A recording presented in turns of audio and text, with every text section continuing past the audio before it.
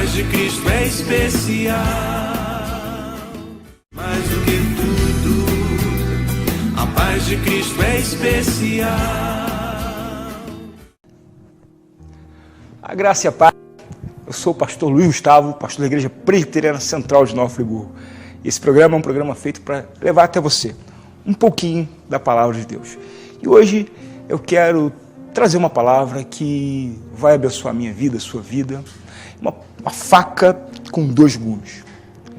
Exortando de um lado aqueles que estão no Evangelho e de repente pensam sinceramente em não permanecer, estão flertando com o mundo, estão contaminados aí com a decepção, com a mágoa, com a tristeza, com o desânimo e estão pensando sinceramente em deixar a caminhada da fé. Por outro lado, eu quero falar por aqueles que já ultrapassaram esse limite, mas deixaram o Evangelho, deixaram a caminhada, deixaram o caminho da fé e hoje estão aí em um momento difícil, em um momento complicado, cauterizados, frios, até pensam em voltar, mas não conseguem achar o caminho de volta.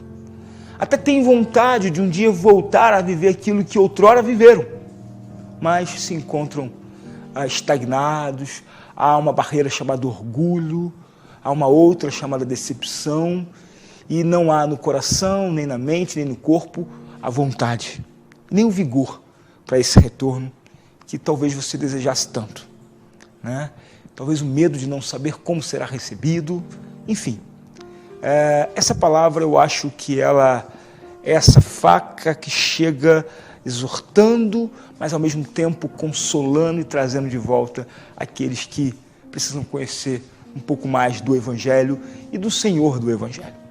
Então o texto que eu quero compartilhar com você hoje se encontra no livro dos Juízes. O livro dos Juízes é um livro que conta a história do período de transição desde que Josué, o primeiro juiz, né, chega na Terra Prometida, até o momento em que Deus levanta Saul, né, instaurando a monarquia em Israel.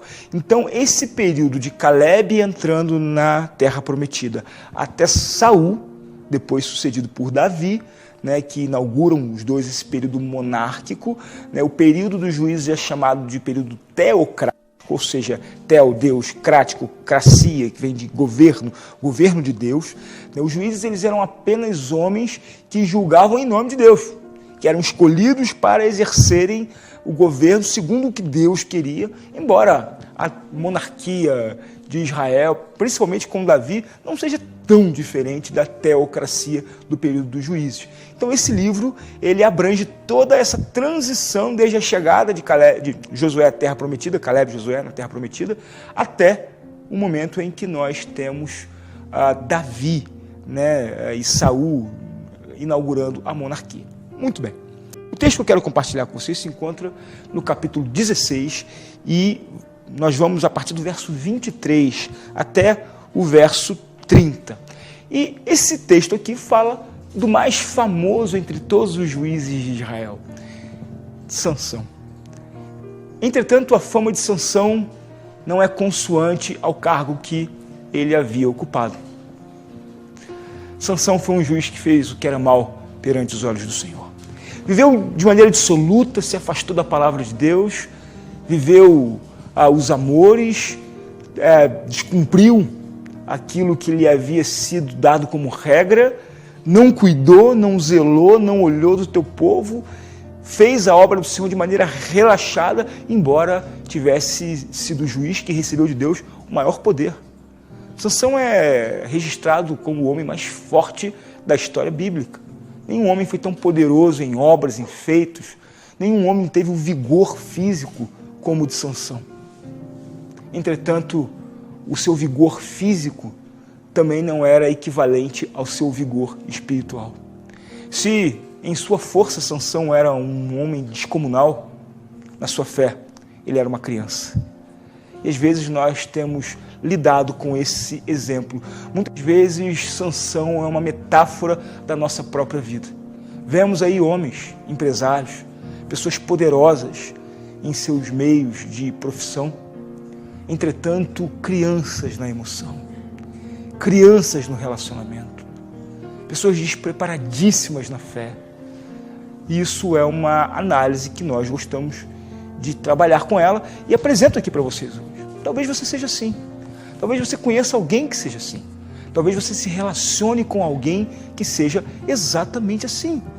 Então, Sansão, você conhece bem a história dele, foi forte, né, e sua força incomodava os seus inimigos vizinhos, os filisteus, mas ele se relacionava e ele ia até lá, ele procurava o problema. Sansão se apaixona por uma mulher filisteia, que o trai. Ele cria muito problema entre os filisteus. Ele acirra a guerra entre os judeus e os filisteus. E esse homem, então, uma hora, acaba rendendo o seu coração a uma outra mulher, cujo nome era Dalila, né? E ela vai descobrir a fonte do seu poder. Ou seja, a falta de maturidade de Sansão, a falta de preparo, o amor pelo mundo, o amor pelas coisas, o amor pelo prazer, fez com que aquele homem abrisse o seu coração para uma inimiga e aquela mulher entregou Sansão fraco para os seus inimigos. Sansão foi preso e o capítulo 16, a partir do verso 23, registra a morte de Sansão. Eu quero fazer a leitura desse texto com você. Então os príncipes dos filisteus se ajuntaram para oferecer grande sacrifício a seu deus Dagom e para se alegrarem. E diziam: o nosso Deus nos entregou nas mãos a Sansão, nosso inimigo. Vendo o povo, louvavam ao seu Deus, porque diziam: nosso Deus nos entregou nas mãos o nosso inimigo, e o que destruía a nossa terra, e o que multiplicava os nossos mortos. Alegrando-se-lhes o coração, disseram: mandai vir Sansão para que nos divirta. Trouxeram Sansão do cárcere, o qual os divertia. Quando fizeram estar em pé entre as colunas, disse Sansão ao moço que tinha pela mão: deixe-me para que apalpe as colunas em que sustém a casa, para que me encoste a elas. Ora, a casa estava cheia de homens e mulheres, e também ali estavam todos os príncipes e mulheres que olhavam enquanto Sansão os divertia. Sansão clamou ao Senhor e disse: Senhor Deus, peço-te que te lembres de mim, e dá-me força só esta vez, ó Deus, para que me vingue dos filisteus, ao menos por um dos meus olhos. Abraçou-se, pois, Sansão com as duas colunas, as colunas do meio, em que sustinha a casa, e fez força sobre elas, com a mão direita e uma com a mão esquerda da outra, e disse: morra eu com os filisteus. E inclinou-se com força, e a casa caiu sobre os príncipes e sobre todo o povo que nele estava, e foram mais o que matou na sua morte do que o que matara na sua vida. Amém? Essa palavra é uma palavra muito forte. Eu disse para você que o desejo do meu coração é que essa palavra seja uma faca de dois gumes, exortando os que estão no caminho e consolando e encorajando os que estão fora do caminho. Sansão foi um homem que tinha tudo para dar certo. Deus tinha lhe dado uma força descomunal. Sansão tinha tido uma orientação dos seus pais. Foi votado com o voto nazireu, um voto de quem era consagrado para Deus. Mas eu penso que essa força que Deus deu para Sansão, Deus deu de uma maneira proposital, para mostrar que o que vale na nossa vida não é a força do homem, não é a força que está no seu braço, querido, não é o poder que está nas suas mãos, mas é o poder que está na sua mente e o poder que está no seu coração. É isso que determina o sucesso na sua vida. Sabe, talvez você esteja aí andando no Evangelho. Olha para Sansão, querido. Procure ter força na fé. E não queira ter a força da vaidade, do prazer, da alegria, do sexo fácil, do dinheiro fácil. Não é isso que traz vida para você. Olha a ruína que Sansão parou. Ainda aqui no capítulo 16, um pouco antes desse texto, aconselho que você leia toda a história de Sansão na sua casa. Você vai ver que Sansão, ele teve os seus olhos perfurados. Sabe por que perfuraram os olhos de Sansão? Porque eles tinham medo do olhar de Sansão. Sansão olhava de maneira destemida. Sansão dava medo no olhar deles. Com olhos furados, Os olhos dele não amedrontavam mais ninguém. Seu cabelo foi rapado. A trança era o símbolo da força. Sabe por que o cabelo de Sansão representava a força dele? Eu não sei se essa é a razão teológica disso, mas o que eu aprendo de maneira analógica, de maneira metafórica, com a força de Sansão nos cabelos, é que a força do homem você pode perder com muita facilidade. Você perde a sua força com um simples passar de uma navalha na sua vida. Força no cabelo significa força frágil. Quantos homens você conhece ou conheceu que foram poderosos, mas de repente ficaram em cima de uma cama? De repente ficaram sem poder falar, sem poder ver. Quantos homens poderosos que eram ricos e milionários em um dia e ficaram pobres no outro? Isso, para quem tem fé, pode ser triste, mas não muda a vida. Porque a nossa cosmovisão, a maneira que nós vemos o mundo, não muda por causa daquilo que nós temos ou por causa daquilo que nós possuímos. Mas o que determina é quem você é na sua vida e diante de quem você está. Então você que está no caminho do Senhor, você que está aí na palavra de Deus, lutando para ser crente a cada dia, com as tentações, com os problemas, permanece, meu irmão. Olha o que a palavra de Deus diz. O povo filisteu trazia Sansão, verso 25, e disseram: traga Sansão do cárcere para ele nos divertir. Eles olhavam para Sansão e diziam: obrigado, porque esse homem está preso, é nosso... Capítulo 16, no início, diz que Sansão foi preso a um moinho e ele rodava, porque era cego. Ele ficava rodando o moinho. Um juiz de Deus, um homem de Deus, acaba nessa situação. Quantos crentes você conhece que deixaram o caminho do Senhor e acabaram aí vivendo uma vida miserável? Não estou falando de dinheiro, nem de possessão, mas de vazio, de significado de vida. Qual o significado da sua vida? Deus é o significado da sua vida. Então permanece nele, fica nele, firma nele. Talvez você já tenha saído do Evangelho. Talvez você entenda com choros e com lágrimas o que eu estou falando. Talvez você esteja dizendo assim: é verdade, pastor. Foi isso que aconteceu comigo. Essa é a minha história. Então é com você que eu quero falar agora. Sabe, uma coisa que eu aprendo na minha vida e eu sei: Deus perdoa os nossos pecados, embora Ele não nos livre das consequências do pecado. Sansão estava lá, preso, cego, motivo de vergonha e de lamentação. Mas esse homem clamou o Senhor. Sabe, os filisteus, talvez você veja aqui a exposição e diga: poxa, mas precisava matar o povo. Eram inimigos de Deus. Eram inimigos do povo de Deus. Os filisteus dominavam sobre Israel, cobravam impostos absurdos para que o povo pudesse viver na terra e viver vivo.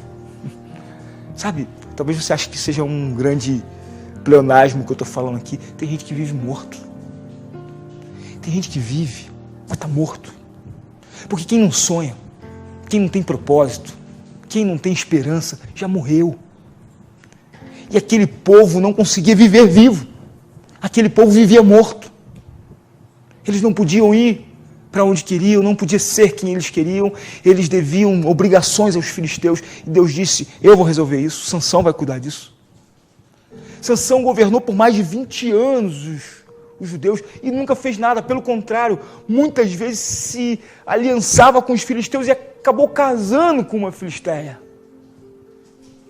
Ele se separa dela e, por causa da traição de sua mulher, por causa da traição dos filisteus com ele, ele toca fogo na plantação dos filisteus. Mas se você vai se relacionar com quem não deve, você quer esperar o quê? Foi aí que você caiu? Foi nessa situação que você foi parar? Então, deixa eu te falar uma coisa, tem jeito para você. Talvez Deus não vá desfazer alguns efeitos do pecado na sua vida. Mas a coisa mais importante é você voltar para o centro da vontade de Deus. E o centro da vontade de Deus estava ali, no centro do templo filisteu. Sansão se pôs entre as colunas, empurrou aquelas colunas. O templo caiu e os inimigos do Senhor morreram. Ele cumpriu a vontade de Deus, mas teve que morrer para isso. Mas sabe, Jesus ele conta uma parábola muito semelhante a essa de Sansão, mas em um tempo oportuno. Sabe a parábola do filho pródigo? O filho voltou em tempo de ser filho. O filho voltou em tempo de ser senhor. O filho voltou em tempo de ser abençoado e reconduzido em toda a vida que ele tinha antes de sair de casa. Então, você que está me ouvindo agora, eu quero te dizer que Jesus ele vai além. Ele traz o tempo oportuno para você.